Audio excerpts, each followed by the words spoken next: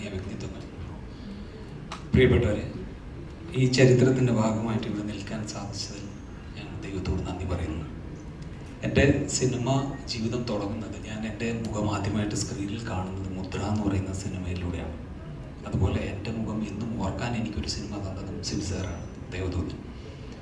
വളരെയധികം സന്തോഷത്തോടുകൂടിയും ബഹുമാനത്തോടുകൂടിയും ആദരവോടുകൂടിയും ഞാൻ ഈ സിനിമയുടെ ഭാഗമാകാൻ സാധിച്ചതിൽ അദ്ദേഹത്തോടും ഇതിൻ്റെ എല്ലാ പ്രവർത്തകരോടും നന്ദി പറയുന്നു.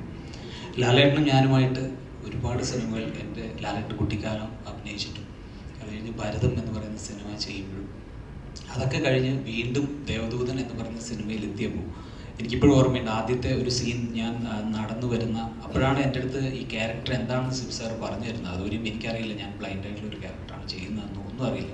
ആ ഒരു ഷോട്ട് എടുത്ത് ഞാൻ ഇറങ്ങി വരുമ്പോഴാണ് ഞാൻ ലാലേട്ടനെ കുറേ നാളുകൾക്ക് ശേഷം കാണുന്നത്.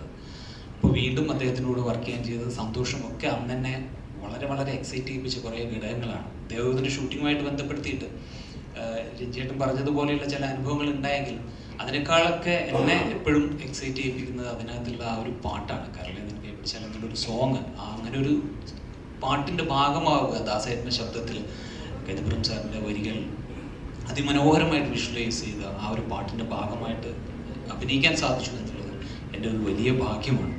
അതുപോലെ എനിക്ക് എൻ്റെ ഒരു അനുഭവം വളരെ രസകരമായിട്ടുള്ളൊരു അനുഭവം, എനിക്ക് ഇഷ്ടമുള്ളൊരു കാര്യം, ആ സിനിമയുമായി ബന്ധപ്പെടുത്തിയൊരു കാര്യം ഇനി വീണ്ടും കാണുമ്പോൾ നിങ്ങൾ തിയേറ്ററിൽ നിന്ന് ശ്രദ്ധിക്കാൻ വേണ്ടി ഞാൻ പറയുന്നത്. ഞാൻ ആദ്യമായിട്ട് ദേവദൂതൻ തിയേറ്ററിൽ കാണുന്നത് NS തിയേറ്റർ എന്ന് പറയുന്ന കണ്ണൂരിലുള്ള തിയേറ്ററിലാണ്. അപ്പോൾ അന്ന് എൻ്റെ മുഖം സ്ക്രീനിൽ കണ്ടപ്പോഴോ അല്ലെങ്കിൽ അതിനകത്തുള്ള മറ്റ് സീനുകൾ കണ്ടപ്പോഴോ അല്ല ഞാൻ ഏറ്റവും എക്സൈറ്റഡ് ആയത്. അതിനകത്ത് ഏറ്റവും എക്സൈറ്റഡ് ആയത് എൻ ജീവനെ എന്ന് പറയുന്ന ഒരു സോങ് ഉണ്ട്, നിങ്ങൾ കേട്ടൊരു സോങ്ങാണ്.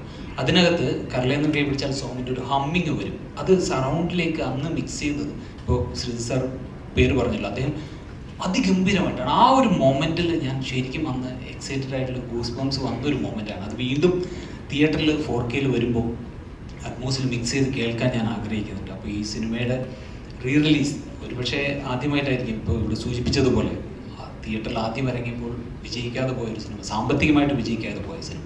സിനിമയുടെ വിജയം എപ്പോഴും സാമ്പത്തികമായിട്ട് തന്നെ ആയിരിക്കണമെന്നില്ല എന്നുള്ളതിൻ്റെ തെളിവാണ് ദേവദൂതൻ. കാരണം അത് പ്രേക്ഷകരുടെ മനസ്സിലാണ് വിജയിക്കുന്നത്.